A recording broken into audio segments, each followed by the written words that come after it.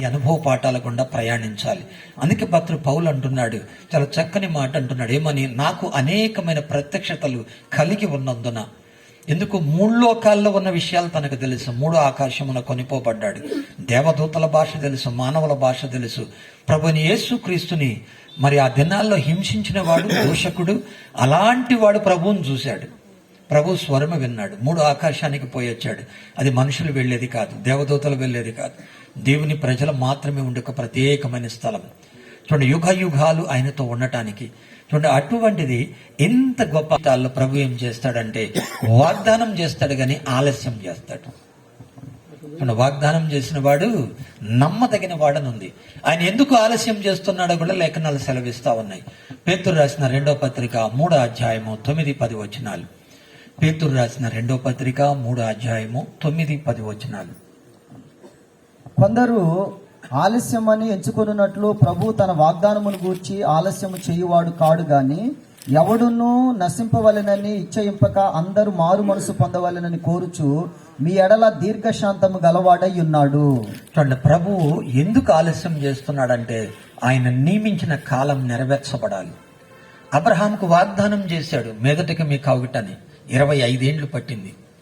చూడండి, ఆయన యొక్క చిత్తము నెరవేర్చబడటానికి మరి ఈ యొక్క మనిషి జీవిక 4వ అధ్యాయము 21వ వచనము నుండి. రోమాపత్రిక 4వ అధ్యాయము 21వ వచనము నుండి.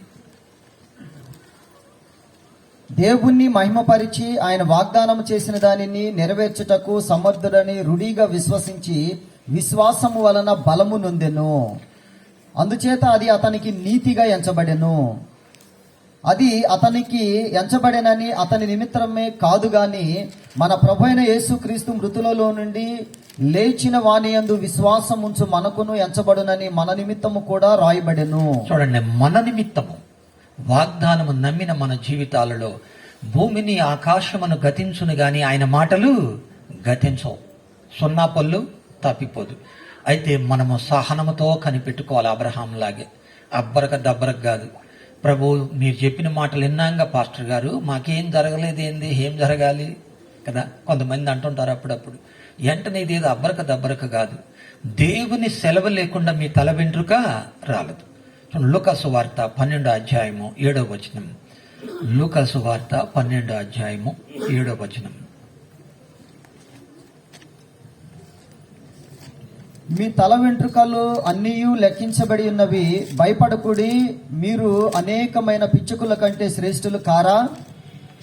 చూడండి, ఇక్కడ ప్రభు అంటున్నాడు, ఇక్కడున్న మీరు నేను కంప్యూటర్లో పెట్టినా కూడా లెక్కదేళ్ళు. మన తలకాయ మీద ఎన్ని ఎంట్రుకలు ఉన్నాయో. అలా కరోనా కాలంలో కొంతమంది ఎంట్రుకలు నీళ్ళల్లో కలుపుకొని తాగండి పోద్ది అన్నారు. నన్ను ఎంతే నవ్వినా కొంతమంది నాకు ఫోన్లు చేశారు, మీరు మంచోళ్ళు లేండి, చేయలేదు, పిడుగురాళ్ళోళ్ళు, దాచేపల్లోళ్ళు, అన్ని లక్షల ఎంట్రుకలు మన తల్లో ఉన్నాయి. వీటిని దేవుడు అంటున్నాడు లెక్కింపబడున్నవి. నా సెలవు లేకుండా మీ తల వెంట్రుక కూడా రాలదు. మీరు నలపగాదు, మీరు అనేకమైన పిచ్చుకల కంటే శ్రేష్ఠులు కారా అని అంటున్నాడు. దేవాది దేవునికి తెలుసు మనల్ని ఇంతగా ప్రేమిస్తున్నాడు. మన జీవితంలో పొందిన మేలులకు మన ప్రతిస్పందన ఎలా ఉన్నదా అని చూస్తాడు. వెంటనే కృతజ్ఞత కలిగి ఉంటాం. కొంతమంది కొన్ని సంవత్సరాలకి దొంగలు పడ్డ 6 నెలల కుక్క మరిగినట్టుగా దేవుడు మా జీవితాల్లో మేలు చేశాడు, థ్యాంక్స్, స్తోత్రం, హల్లెలూయా అని అంటారు. ఇంకొద్ది మంది ఏమో అసలు ఏం జరగబోతుందా అని చూస్తుంటారు. ఇంకొద్ది మంది జీవితంలోనేమో ఇంకా ఏం మేలు అవ్వలేదు ఏంటి అని చూస్తుంటారు. వాగ్దానం చేసిన వాడు నమ్మదగిన వాడు. ఆయన వాగ్దానం విషయంలో ఏ మాత్రము సందేహము పడవలసిన అవసరం లేదు. మాట ఇచ్చి నెరవేర్చువాడు ఆయనే. ఆయన సృష్టికర్త, మనము సృజింపబడిన వారము. అందుకే ప్రభు దగ్గరకు వచ్చిన మనము ప్రతి విషయంలో కృతజ్ఞత కలిగి ఉండాలి. ప్రతి విషయంలో ప్రతిస్పందన చూపాలంటున్నాడు. ఎవరైతే ఎలాగ ప్రతిస్పందన చూపుతారో దేవుడు వారి కొరకు సిద్ధపరిచిన మేలులు ఎంతో గొప్పవి. కీర్తనల గ్రంథము 50వ కీర్తన 23వ వచనము. కీర్తనల గ్రంథము 50వ కీర్తన 20. స్తుతియాగము అర్పించువాడు నన్ను మహిమపరచుచున్నాడు, నేను వానికి దేవుని రక్షణ. చూడండి, ఎవరైతే దేవునికి స్తుతి యాగము చేయుచున్నారో నీకు కృతజ్ఞతాస్తుతి చెల్లిస్తున్నాను అంటున్నాడు. చూడండి, మనం ఏమై ఉన్నామో అందుని బట్టి కృతజ్ఞత చెల్లించాలి. రెండవది అంటున్నాడు 103వ కీర్తన 1-2 వచనాలు. నా ప్రాణమా యెహోవాను సన్నుతించుము, ఆయన చేసిన ఉపకారములలో దేనిని మరవద్దు. చూడండి, దేవుడు చేసిన ఏ మేలు కూడా మరవద్దు అని చెప్పి అందును బట్టి కృతజ్ఞత అంటున్నాడు. వీటికి ఇంకొక పైమెట్టు 75వ కీర్తన 1వ వచనములో కీర్తనకారుడైన ఆసాపు అంటున్నాడు, దేవా నీవు మాకు సమీపముగా ఉన్నందుకు మేము నీకు కృతజ్ఞతాస్తుతులు చెల్లిస్తున్నామంటున్నాడు. చూడండి, పొందిన మేలులను బట్టి మనం ఏమై ఉన్నాము అందును బట్టి మన ప్రభువుని బట్టి మనం కృతజ్ఞత చెల్లిస్తున్నాం. అయితే ఈ లోకములో ఇది ఎరగని వారు ఎందరో ఉన్నారు. రోమిలికి రాసిన పత్రిక 1వ అధ్యాయము 21వ వచనం నుండి 24వ వచనం వరకు చదువుకుందాం. రోమాపత్రిక 1వ అధ్యాయము 21వ వచనం నుండి 24వ వచనం వరకు.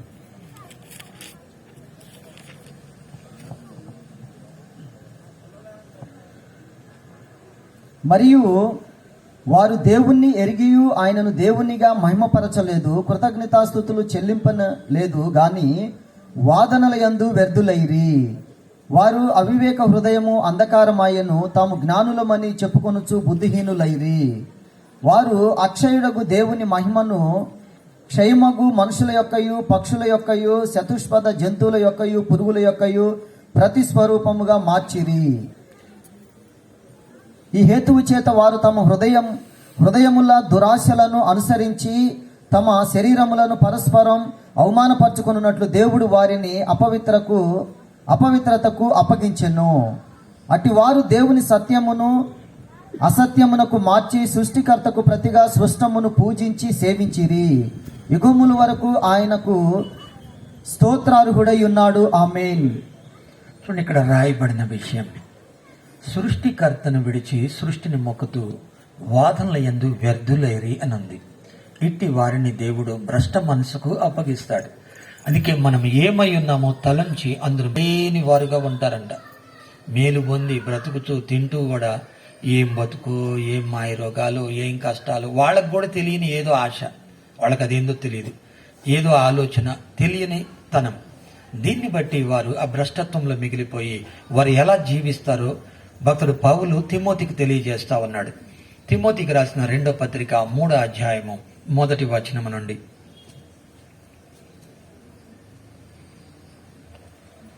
అంత్య దినములలో అపాయకరమైన కాలములు వచ్చునని తెలుసుకొనుము.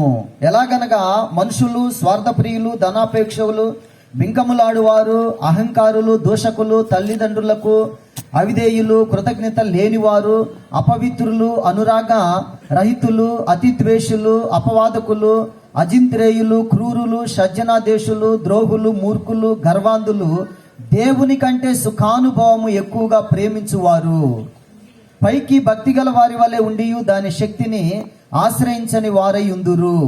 ఇట్టి వారికి విముఖుడవై ఉండుము. భక్తుడు పౌలు తెలియజేస్తున్నాడు, ఈ కడవరి దినాల్లో మనుషులు ఎలా ఉంటారు, మనమైతే జాగ్రత్త పడవలసి ఉన్నది. మన జీవితాల్లో ప్రభువు చేసిన కార్యములను బట్టి ప్రతి విషయంలో కూడా దేవునికి కృతజ్ఞత చెల్లించాలి. కృతజ్ఞత కలిగి ఉండటం దేవుడు సంతోషించే విషయం. అట్టి వారి జీవితాల్లో వారు ఎవరైతే ఇదిగా ప్రతిస్పందన చూపుతారో వారికి ఏ మేలు కొదవై ఉండదంట. కీర్తనల గ్రంథము 34వ కీర్తన 9-10 వచనాలు. కీర్తనల గ్రంథము 34వ కీర్తన 9వ వచనం 10వ వచనం. యెహోవా భక్తులారా, ఆయన యందు భయభక్తులు ఉంచుడి. ఆయన యందు భయభక్తులు ఉంచు వారికి ఏమీయు కొదువలేదు. గలవై ఆకలి గొనినను యెహోవాను ఆశ్రయించు వారికి ఏ మేలు కొదువై ఉండదు. చూడండి, ఏ మనుష్యుడైతే దేవుణ్ణి ఆశ్రయిస్తాడో వారికి ఏ మేలు కొదువై ఉండదు. దేవుడు నమ్మదగిన వాడు. తన వాగ్దానములను గురించి ఏ మాత్రమో ఆలస్యము చేయువాడు కాదు. తన ప్రజల ఎడల కృప అనుగ్రహించి బలపరుస్తాడు. కీర్తన 31:19 వచనము. కీర్తనల గ్రంథము 31వ కీర్తన 19వ వచనం. నీ అందు భయభక్తులు గల వారి నిమిత్తము నీవు దాచి ఉంచిన మేలు ఎంతో గొప్పది. నరుల ఎదుట నిన్ను ఆశ్రయించు వారి నిమిత్తము నీవు సిద్ధపరిచిన మేలు ఎంతో గొప్పది. చూడండి, దేవాది దేవుడు వారి కొరకు దాచి ఉంచిన మేలు ఎంతో గొప్పదంట. ఆ మేలు హృదయమునకు గోచరము కాదు, కంటికి కనిపించదు, చెవికి వినపడదు. అవి ఎలా ఉండవి అని అంటే మనం వెనుదిరిగి చూస్తే కృప వెంబడి కృపను, అంటే ఏమన్నమాట, సూపర్ న్యాచురల్ థింగ్స్, మన జ్ఞానానికి అందనివి, మనుషులు ఆశ్చర్యపడే విధముగా మేలులను వారికి అనుగ్రహిస్తాడు ప్రభు. వారు చేయు పనులు, వారి కలిగిన సమస్తాన్ని ఆశీర్వదించి, ఇది దేవుని వలన మాత్రమే గాని ఇది ఏ మనుషుని జ్ఞానము వలన జరిగేది కాదు అని అర్థమయ్యేటట్లు చేస్తాడు. అందుకే తన ప్రజలు ఎన్నడూ సిగ్గు నొందరు.